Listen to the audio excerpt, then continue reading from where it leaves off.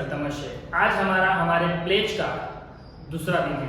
हमने प्रॉमिस किया है कि 12 दिन में हम अकाउंट्स को और कॉस्ट को कवर करेंगे, राइट।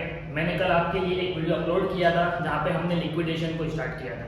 लिक्विडेशन को वहाँ पे हमने समझा अच्छे से, उसका इंट्रो देखा और हमने एक सम्स की प्रैक्टिस भी की, जिससे हमें बिलीव हो गया कि सर लिक्विडेशन तो बहुत आसान है। इन 12 दिन में हम कई ऐसे चैप्टर पढ़ लेंगे जिससे हमारा फाइनेंस और कॉस्ट कवर हो जाए। चलो स्टार्ट करते हैं आज का लेक्चर नंबर 2, हमारे प्लेज का डे 2।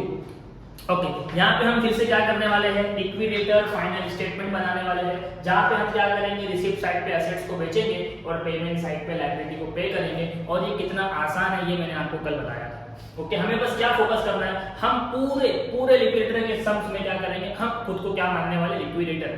सर लिक्विडेटर कौन होता है, एक बार फिर से बता देता हूँ। लिक्विडेटर कौन है, लिक्विडेटर कंपनी को बंद करने वाला जिम्मेदार है, राइट। वो क्या करेगा, उसको एक जिम्मेदारी दी गई है कि भाई एसेट्स को बेच और लायबिलिटी को पे कर दे, एसेट्स को बेच और लायबिलिटी को पे कर दे। तो मैंने आपको बोला था चैप्टर में कोई डिफिकल्टीज नहीं है, बस हमको एसेट्स को बेच के जो पैसा आएगा उससे लायबिलिटी को एक ऑर्डर में पेमेंट करना है। सर वो ऑर्डर क्या है, वो भी हमने कल देखा था कि सर पहले हम एसेट्स को रिलीज करेंगे, एसेट्स को रिलीज करके सिक्योर्ड क्रेडिटर को पे किया जाएगा और सिक्योर्ड क्रेडिटर को हमेशा डेबिट से पे किया जाता है। ये भी हमने लास्ट लेक्चर में देख लिया था। उसके बाद हम पे करेंगे लीगल एक्सपेंस को, फिर हम पे करेंगे लिक्विडेटर रेम्यूनरेशन, यानी हम जो काम कर रहे हैं उसकी सैलरी ले लेंगे। उसके बाद लिक्विडेशन के एक्सपेंस, लिक्विडेशन एक्सपेंस मतलब वो टेम्पो वाला, ओके। उसके बाद प्रेफरेंस क्रेडिटर, डिवेंचर और उसके इंटरेस्ट को पे करेंगे। उसके बाद अनसिक्योर्ड क्रेडिटर को पे करेंगे, अरियर ऑफ प्रेफरेंस डिविडेंड को पे करेंगे, प्रेफरेंस शेयर होल्डर को पे करेंगे, फिर इक्विटी शेयर होल्डर।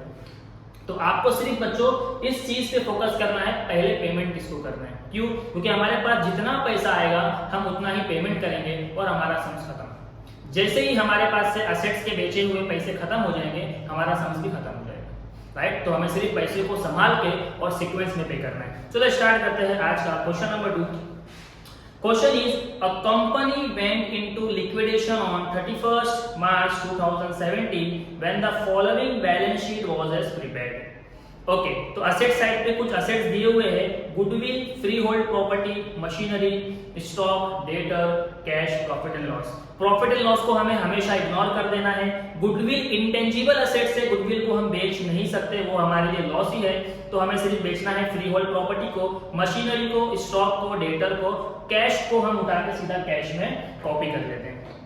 ओके, उसके बाद लायबिलिटी साइड पे हमें दिया हुआ है ऑथोराइज कैपिटल। ऑथोराइज कैपिटल को हम हमेशा इग्नोर करते हैं, हमें मतलब है इशूड कैपिटल से। तो हमारे पास 25,000 share of ₹10 each unsecured creditor है, पार्टली सिक्योर्ड क्रेडिटर है, प्रेफरेंशियल क्रेडिटर है, बैंक ओवरड्राफ्ट है, यानी कुछ लायबिलिटी है, हमें उनको ध्यान में रखना है और जब उनका नंबर आएगा हम उनको पेमेंट कर देंगे। ओके, उसके बाद क्या दिया हुआ है, the liquidator release the assets as follow. देखो हमने कुछ असेट्स को बेचा, फ्री होल्ड प्रॉपर्टी को बेचा, sold to pay the partly secured creditor and fetch ₹15,000। बच्चों ये लाइन को स्टार मार्क कर लेना, बहुत इंपॉर्टेंट लाइन है। Free hold property was sold to pay the partly secured creditor and it fetch ₹15,000। देखो हमने किसको बेचा, फ्री होल्ड प्रॉपर्टी को, और वो असेट्स को बेच के हमने एक लायबिलिटी को पेमेंट किया। सर वो लायबिलिटी का नाम क्या है, देखो ऊपर लायबिलिटी साइड में दिया है पार्टली सिक्योर्ड लायबिलिटी, यानी अगर आपने असेट्स को बेचा और उससे कोई लायबिलिटी को पे कर दिया, मतलब वो लायबिलिटी बन जाती है सिक्योर्ड क्रेडिटर।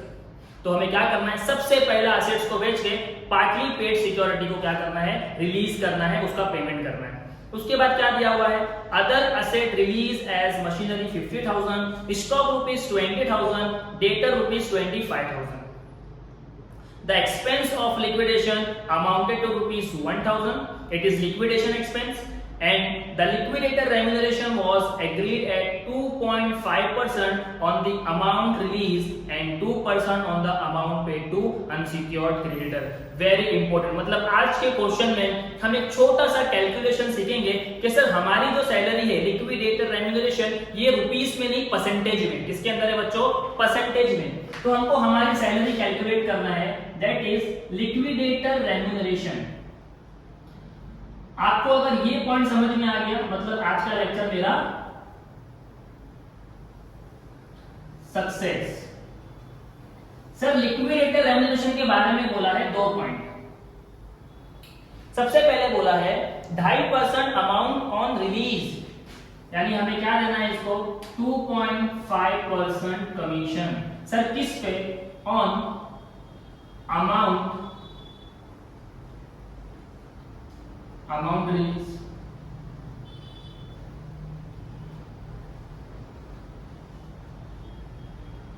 अमाउंट रिलीज का मतलब क्या होता है बच्चों? सर अमाउंट रिलीज का मतलब होता है असेट रिलीज, यानी इसने जितने भी असेट्स को बेचा उससे हमें पैसा कमा के दिया, राइट, हम ताकि हम लायबिलिटी को पे कर सके। तो जितने असेट उसने बेचा है उस पे हमको उसको 2.5% रेम्यूनरेशन देना है। इसी के साथ और किस पे देना है? 2% on the amount paid to unsecured creditor. Second बोला है 2% ऑन amount paid to unsecured creditor।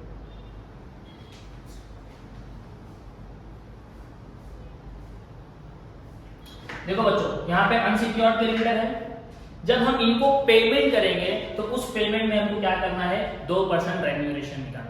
बस एकदम सिंपल कि रेम्यूनरेशन के बारे में बोला। लास्ट लेक्चर में हमको सीधा दिया था 10,000 रुपए का रेम्यूनरेशन, तो अमाउंट दे दिया तो कोई टेंशन नहीं, लेकिन परसेंटेज दिया तो भी टेंशन नहीं। एकदम साफ लिख के दिया है 2.5% अमाउंट रिलीज। अमाउंट रिलीज मतलब वो जितने भी असेट्स बेचेगा उस पर 2.5% देना है। तो देखो उसने कितने असेट्स बेचा है बच्चों?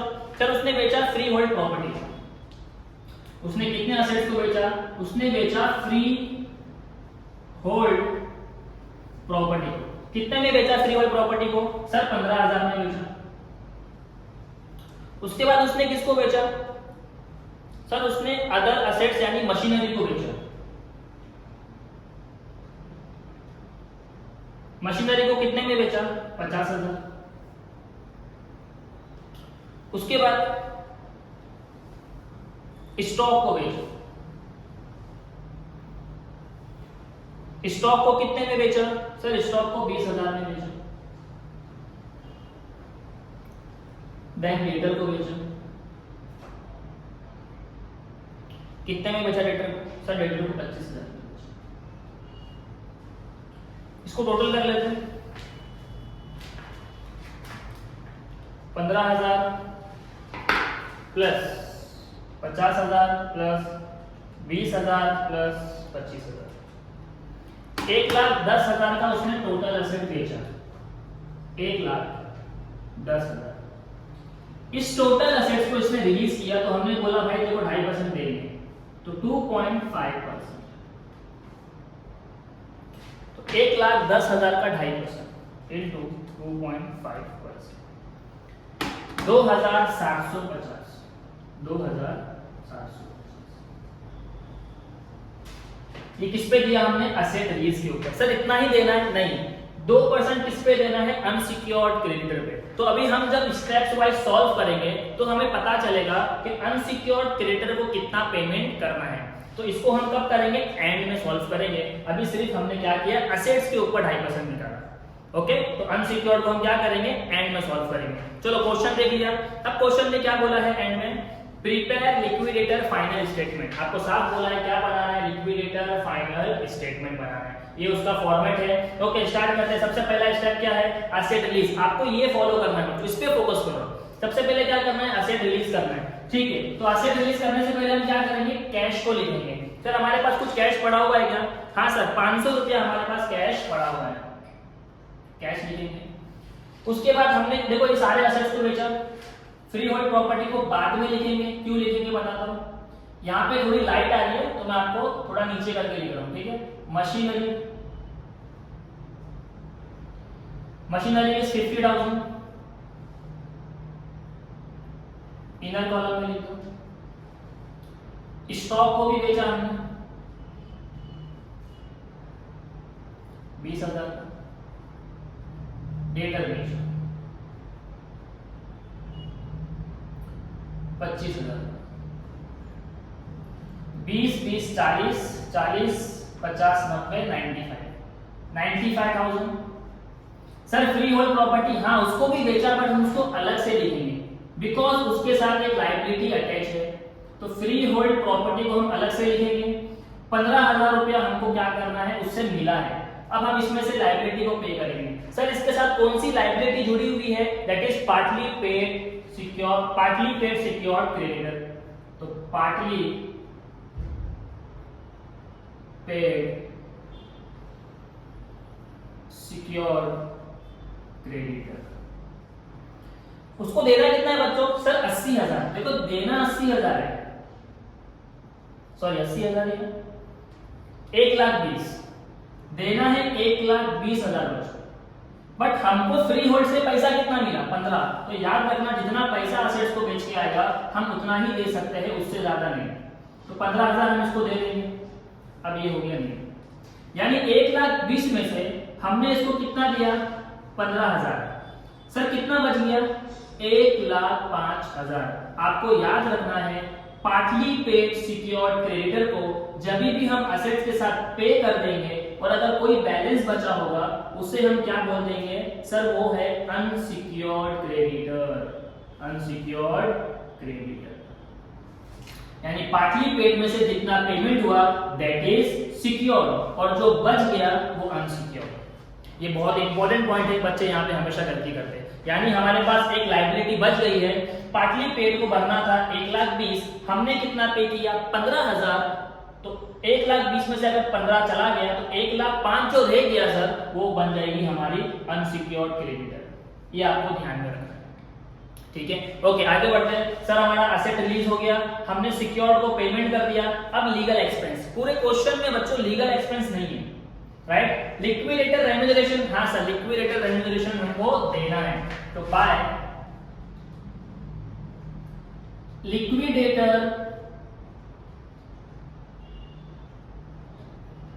रेम्यूनरेशन कितना देना है सर, 2,750 असेट्स के ऊपर देना है प्लस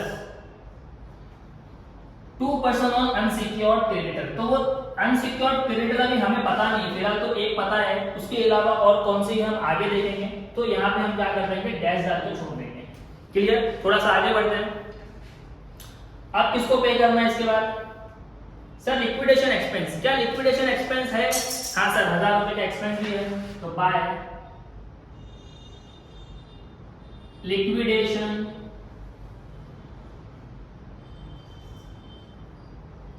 एक्सपेंस। कितना है लिक्विडेशन एक्सपेंस, 1,000। पेमेंट हो गया, टिक कर। उसके बाद क्या दिया बच्चों, प्रेफरेंस क्रेडिटर। क्या प्रेफरेंस क्रेडिटर है हमारे सम्स में,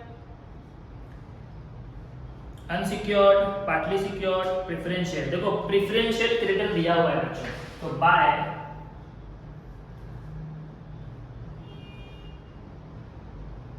प्रेफरेंशियल क्रेडिटर। कितना दिया हमने, 3,000। लास्ट लेक्चर में मैंने आपको एक बात बोला था बच्चों कि सर हम हमेशा कैश बैलेंस चेक करते रहेंगे, पेमेंट करेंगे और कैश बैलेंस चेक करेंगे। तो मुझे बताओ हमारे पास कैश कितना है, सर 95,000 प्लस 500। हमारे पास है 95,500। इसमें से हमने पहला पेमेंट किसको कर दिया, सर 2,750 दिया। फिर हमने इसमें से 1,000 रुपया दिया लीगल एक्सपेंस। फिर हमने इस पे क्या किया, सर 3,000 का प्रेफरेंस क्रेडिटर पे किया। चेक करते हैं हमारे पास बैलेंस कितना है बच्चों। 95,500 का हमारे पास कैश है, 2,750 माइनस 1,000 और माइनस 3,000। सर बैलेंस बचा 88,750। 88,750 हमने किसको पे किया, प्रेफरेंस क्रेडिटर को। क्या डिवेंचर और उसका इंटरेस्ट है, सर पूरे क्वेश्चन में डिवेंचर और उसका इंटरेस्ट नहीं है। अब कौन बचा, अनसिक्योर्ड क्रेडिटर, वेरी इंपॉर्टेंट। तो देखो क्वेश्चन में अनसिक्योर्ड क्रेडिटर है क्या, सर क्वेश्चन के अंदर अनसिक्योर्ड क्रेडिटर 50,000 का।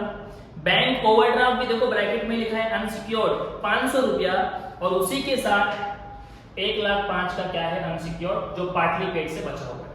यानी यहाँ पे अगर मैं बोलूं टोटल अनसिक्योर्ड कितना है, unsecured creditor, unsecured creditor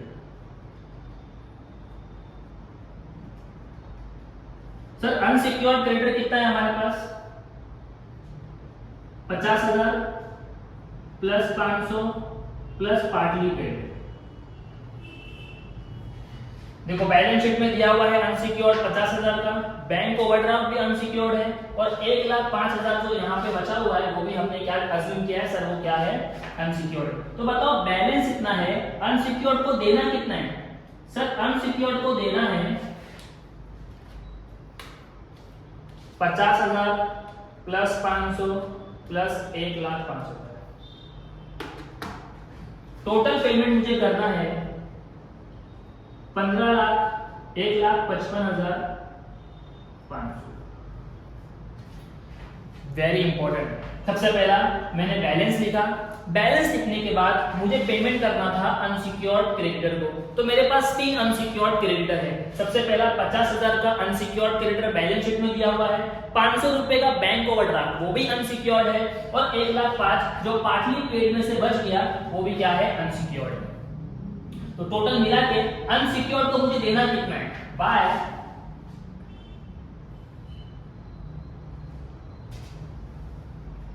unsecured creditor. अब बच्चों मेरा आपसे सवाल है, 88,000 मेरे पास है और मुझे अनसिक्योर्ड को देना है 1,55,000, क्या हम इसको पेमेंट कर सकते हैं पूरा?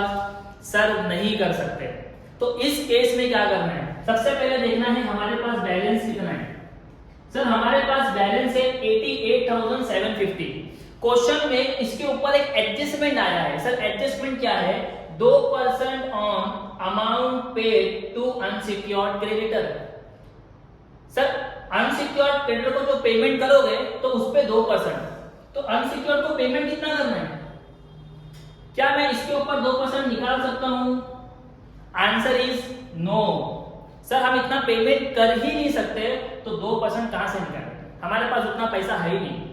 अब हमें क्या करना पड़ेगा, हमें इसको रिवर्स करना पड़ेगा। सर रिवर्स का मतलब ये जो 88,750 है, हम इसमें अज्यूम करेंगे कि इसके अंदर क्रेडिटर का भी पेमेंट है, इसके अंदर बैंक ओवरड्राफ्ट का भी पेमेंट है, और इसके अंदर हम किसका पेमेंट है, अनसिक्योर्ड पार्टली पेड का, यानी तीनों का पेमेंट है। और इसी के साथ इसके अंदर क्या मिला हुआ है, 2% पेमेंट रेम्यूनरेशन। क्या मिला हुआ है, 2% रेम्यूनरेशन। यानी ये जो पेमेंट है बच्चों, इसके अंदर क्रेडिटर का पेमेंट है, बैंक ओवरड्राफ्ट का पेमेंट है, और उसी के साथ किसका पेमेंट है, 1,05,000 का पार्टली पेड जो अनसिक्योर्ड है, और प्लस उसमें क्या मिला हुआ है, 2%। यानी ये जो अमाउंट है हम इसे कह सकते हैं सर ये 102% है। कितना परसेंट है, 102। नॉर्मली जो अमाउंट होता है हम उसको कहते हैं 100%, लेकिन ये 100% नहीं, इसमें तीनों का है, साथ में क्या मिला हुआ है, इसमें से रेम्यूनरेशन निकलना भी बाकी है।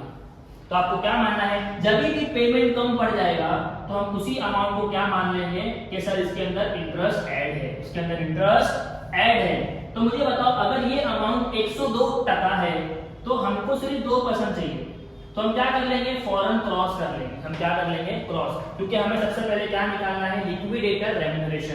अगर आपने पूरा पेमेंट अनसिक्योर्ड को कर दिया तो इसके लिए कुछ बचेगा ही नहीं, और हमने रूल पढ़ा है सर जब पेमेंट होगा तो रेम्यूनरेशन पहले दिया जाएगा, बाद में अनसिक्योर्ड को। तो आपको क्या फोकस करना है कि सर अगर पेमेंट कम पड़ जाएगा हम क्या अज्यूम करेंगे, इसी के अंदर 2% ऐड है, तो ये 100 प्लस 2 102 हो गया। अब मुझे बताओ कि सर 2% कितना होगा, तो क्रॉस कर लो, कैलसी है अपने पास 88,750, क्रॉस करोगे तो 2 से मल्टीप्लाई कर लेना, इंटू 2 डिवाइड बाय 102, तो 1740 कितना आएगा बच्चों, 1740। सर ये क्या है, इसके अंदर 2% ही मिला हुआ है रेम्यूनरेशन। कितना मिला हुआ है, 1740। देखो बहुत आसान था, बस क्वेश्चन ने क्या ट्विस्ट कर दिया कि सर इस अमाउंट की जगह 2% निकालना था, बट हमारे पास पेमेंट कम पड़ गया तो हमें क्या करना पड़ा, थोड़ा सा कैलकुलेशन। अब टीवाई बीकॉम के बच्चे अगर ये कैलकुलेशन नहीं करेंगे तो ये कौन करेगा, ठीक है, ये आपके लेवल का है। अगर आप बोलोगे सर सब कुछ बना बनाया आ जाए, हम उसी पे 2% निकाल देंगे, तो ये गलत है, ठीक है। हम टीवाई बीकॉम में तो थोड़ा लेवल भी होना चाहिए, ठीक है। तो आपको सिर्फ कहां पे फोकस करना है, सर क्वेश्चन ने बहुत सिंपल बोला, amount paid to unsecured. Amount paid to unsecured है 1,55,500 का, लेकिन क्या मैं उतनी पेमेंट कर सकता हूं, नहीं सर, मुझे तो इसी के अंदर से इसको भी देना है, इसको भी देना है और इसको भी देना है, और साथ में 2% रेम्यूनरेशन भी उसके अंदर है। तो हमारा अजम्पशन ये होगा कि ये जो अमाउंट है ये 100% अमाउंट है, इसके अंदर 2% क्या मिला हुआ है, रेम्यूनरेशन। तो यानी ये अमाउंट जो है 102। ऐसा फिर अगर अगले क्वेश्चन में आता है तो आपको देखना है ऐसा कितना देना है, मेरे पास इतना ही पैसा है और बोला कि 4% देना है, तो ये 102 की जगह हो जाएगा 104। फिर हम क्रॉस कर लेंगे तो हमें इसके अंदर से क्या मिल जाएगा, हमारा 2% कमाई 1740 रुपया, 1740 हम लिखेंगे। अब इसको टोटल कर लो, 2750 प्लस 1740, 4490। अब इसके अंदर से हमने 4490 देना था, यानी हमने 2750 पहले दे दिया, वो माइनस हो चुका है। अब कितना माइनस करना है, 1740। तो 88750 में से -2% करेंगे, यानी 1740 करेंगे, तो हमारे पास जो बैलेंस बचा दैट इज 87010। अगर आप टोटल करोगे इसका तो यहाँ पे आ जाएगा 95,500, 95,500, यानी इसका जो बैलेंस बचा बच्चों, इसका 87010, ये हमने इन तीनों को दे दिया, आपस में बांट दिया और बैलेंस टैली हो गया। यानी हमारे पास जितना पैसा था हमें हमेशा पूरा पेमेंट करना है। यहाँ पे एक ट्विस्ट ये आ गया कि सर अनसिक्योर्ड पे 2% कमीशन मांगा और अनसिक्योर्ड को देने के लिए पूरा पैसा भी नहीं है, तो उनको जितना देना था उस पे 2% नहीं मिलेगा, जितना बैलेंस बचा उस पे हम क्या कर लेंगे, रेम्यूनरेशन को ऐड कर लेंगे, यानी 102 को हम क्या करेंगे, क्रॉस करके 2% कैलकुलेट कर लेंगे। और थोड़ा सा अगर आप थोड़ा सा फोकस यहाँ पे करोगे, बाकी पूरे सब में क्या था, मैंने यहाँ पे असेट्स को लिखा, पार्टली पेड को सॉल्व किया, पार्टली पेड को सॉल्व करने के बाद जो बचा वो हमारा अनसिक्योर्ड हो गया। याद रखना, पार्टली पेड को सॉल्व करने के बाद जो बचा वो हमारा क्या हो गया, अनसिक्योर्ड। लेकिन अगर क्वेश्चन ने साफ बोल दिया कि भाई ये फाइनल पेमेंट है, फुल सेटलमेंट, यानी पार्टली पेड को 15,000 रुपया देना है विद फुल सेटलमेंट, तो 15,000 देने के बाद हम अज्यूम करेंगे इसका बैलेंस 0।